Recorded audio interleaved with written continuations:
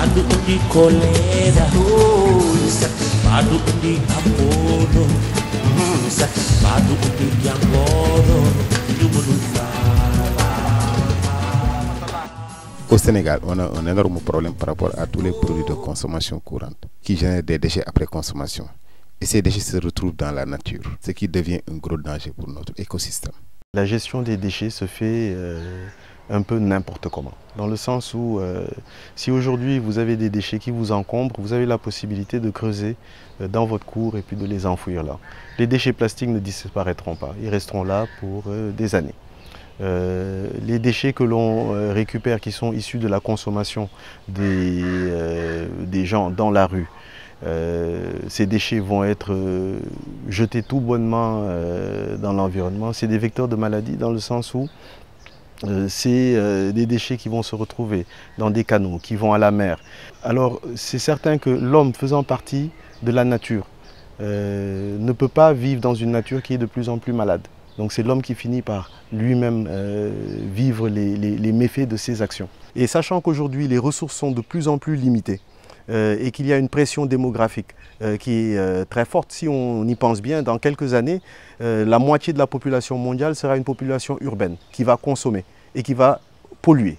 Alors je trouve que c'est de plus en plus intéressant de commencer à trouver des solutions innovantes et qui permettent à tout un chacun d'être un acteur. Parce que tout un chacun est un pollueur. Ce jeune entrepreneur sénégalais, Stéphane Senghor, en fait son combat. Il décide de mettre sur pied une entreprise qui se spécialise dans la recherche de solutions et qui concourt au développement durable à travers la valorisation des déchets, l'éco-construction et l'ingénierie sociale. Parce qu'on s'est rendu compte que la plupart du temps, la gestion des déchets est un secteur d'activité qui est toujours confiné dans des solutions toutes faites et qui ne se colle pas vraiment à la réalité des consommateurs ou des producteurs de déchets. Je me suis intéressé à cela en commençant à faire des opérations de nettoyage dans les quartiers, en permettant aux gens de trier les déchets et de voir quelle est la valeur qu'on pourrait apporter à ces déchets-là. Avec les déchets organiques, nous produisons du compost. Il y a d'autres techniques de valorisation également, telles que le biogaz, qui sont exploitées ici au Sénégal par d'autres personnes. Mais nous estimons que le compost doit faire partie des maillons de la chaîne très importants à développer. En tant que personne vivant dans un pays sous-développé, je trouve que c'est une activité pas mal sociale et une activité quand même qui rend service à des populations. Tous les producteurs de déchets pensent qu'il y a une autre personne qui devrait s'en occuper. Alors donc finalement, personne ne veut s'occuper de ce que nous tous nous produisons.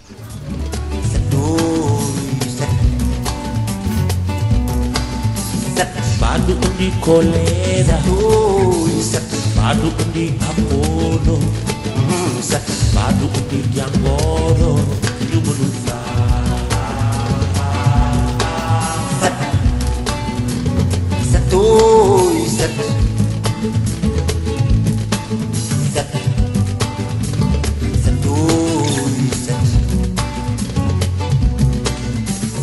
Badu undi koleda, badu undi apolo, badu undi yangoro, yumulusa. Sumani jayo, balik di bari na ci rew mi, nañu fexé nañu ko doxale. Wow. Badu undi koleda, badu undi apolo, badu undi yangoro, yumulusa. Après de longues études et un avenir prometteur à Montréal, Stéphane a défié tous les jugements et regards sociétals pour s'investir dans ce domaine. ñu bale yengoon dinaa ko indi bu war a tuuru la dañu xaar njuli pare ñu def ko ci oto. Vous comprenez bien l'angoisse d'une mère qui voit son enfant au Canada, dans un pays où il peut quand même se tirer d'affaire, venir dans un pays, s'investir comme ça. Lorsque mes parents ou mes amis me voient aujourd'hui évoluer dans le secteur de la gestion des déchets, ça peut être légèrement inquiétant ou même un peu bizarre dans l'esprit des gens. Mais je crois que c'est pour moi un engagement citoyen, d'abord. Parce que si aujourd'hui aucun d'entre nous ne veut s'occuper de nos problèmes, alors je pense que personne ne le fera. Alors moi j'ai trouvé que c'était tout à fait important pour moi, étant conscient de l'impact que la gestion des déchets entre autres peut avoir sur nos vies à nous tous, qu'il était important de s'engager et d'essayer d'y apporter des solutions. J'espère que ça peut inspirer des gens à faire de même. Un ancien dépôt sauvage à Rufisque sert d'écocentre à Stéphane et son équipe où il mène des activités de tri et de recyclage.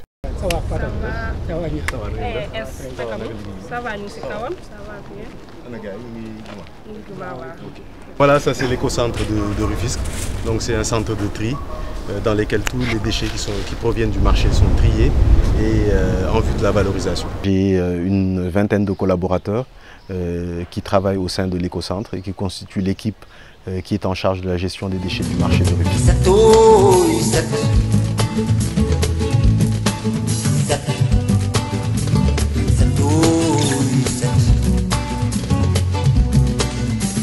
suba gu ñu xëyee dinañ nekk ci dëkk bi nettoyé ko ba mu set wecc mais non seulement que yemuñu ci nettoyé bi rek mais mbalit mi tamit dinañ ko jël di ko valoriser.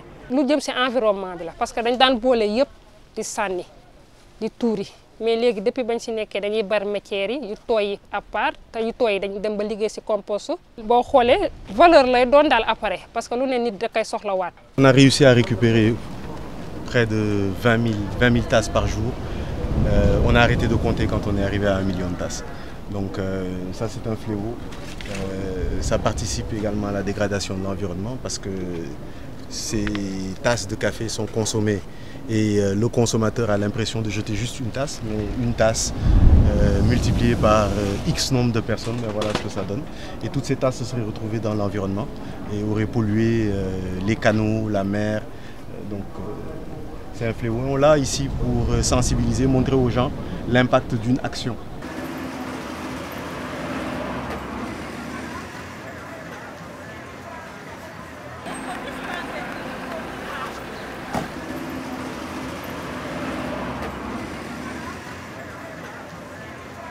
Lorsque l'on parle de changement climatique et d'effets néfastes sur l'environnement, comme c'est des effets qui se développent très lentement, en tout cas dans l'imaginaire du consommateur, il ne jette pas un sachet plastique tout de suite et il voit la conséquence immédiatement.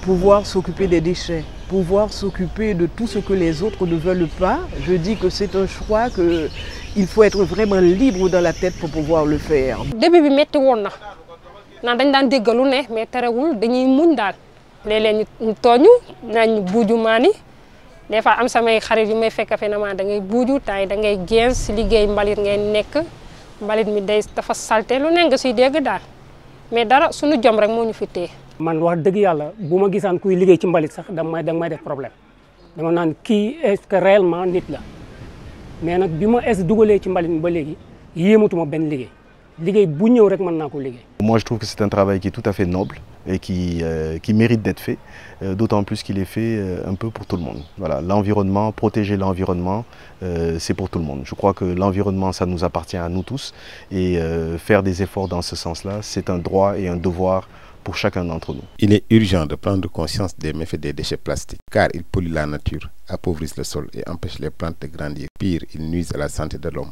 et celle des animaux. Quand on regarde tous ces déchets plastiques et autres que l'on jette dans la nature, ce qui devient très négatif pour l'environnement, alors si on réussit à les soustraire de l'environnement et d'en faire autre chose, notamment d'autres produits à travers le recyclage ou même l'éco-construction, je crois qu'on réussit à remettre en place un cercle vertueux. Toile du doon luy seey, bouteille du seey. Ku ci utiliser kii mbuusu perméable ba pare seetal fu poubelle nekk nga dem fa teg ko fa. La récupération de bouteilles a permis à Stéphane de construire le premier bâtiment fait avec des bouteilles remplies de sable, qui peut être une solution de construction de certaines infrastructures publiques. Ça, c'est le tout premier bâtiment construit avec des bouteilles d'eau qui ont été utilisées par des consommateurs qui ont acheté des bouteilles d'eau et par la suite nous les avons récupérées, remplies de sable et utilisées pour cette construction-là. Donc la construction utilise à peu près plus de 10 000 bouteilles post-consommation. C'est le premier bâtiment en tout cas au Sénégal fait avec cette technologie-là où la bouteille sert de remplissage et de remplacement à la brique normale. Un programme d'éducation environnementale est initié dans l'école Ndiagne Samb de Rufisque pour impacter positivement le futur. École dans laquelle nous développons un programme d'éducation environnementale, donc le programme Ecobrick. Donc qu'est-ce que c'est qu'une Ecobrick? Une Ecobrick, c'est une bouteille de PET, donc une bouteille d'eau ou une bouteille de boisson dans laquelle on met les déchets non biodégradables. Donc cette bouteille, une fois bien compactée, nous sert de matériau de construction pour améliorer le cadre de vie des élèves. On est en train effectivement de travailler ici à l'école. C'est vrai qu'on l'avait commencé, mais avec le groupe Senghor encore, on l'a mieux affiné et on sait effectivement trouver une perspective, c'est-à-dire produire effectivement des choses utilitaires à travers des déchets que l'on trie et que l'on recycle. Les enfants se font par ce moyen-là des ambassadeurs de la propreté et d'une meilleure gestion des déchets. Et cela pouvait effectivement impacter au niveau effectivement des quartiers et dans les maisons. La planète a besoin de nos actions, moins de nos opinions, mais plus de nos actions. Et agir est devenu plus que nécessaire. Si nous pouvons donner une valeur aux déchets, les gens vont le comprendre plus tard parce que dans le déchet, il y a de l'argent. C'est que ce n'est pas encore rentré dans la conscience de la population. Si vous allez dans des pays développés, le déchet a une valeur. Et pourquoi ne pouvons-nous pas ici donner la valeur aux déchets? Cette petite technologie pourrait effectivement aider les familles à mieux gérer les déchets à la maison. Éduquer et sensibiliser la population pour une meilleure gestion des déchets est plus que nécessaire. Dans mon esprit, il n'y a rien que l'on ne puisse pas apprendre et il n'y a rien que l'on ne puisse développer. C'est quelqu'un qui a des convictions, il croit en quelque chose et il va aller jusqu'au bout. Je le fais parce que moi j'y crois. L'idée pour moi c'est de dire voilà, comment est-ce qu'on peut permettre à tous de participer en fait, à la solution. Sinon, tous vont faire partie du problème. Le chemin sera long et difficile, mais Stéphane y croit, il continue d'y croire.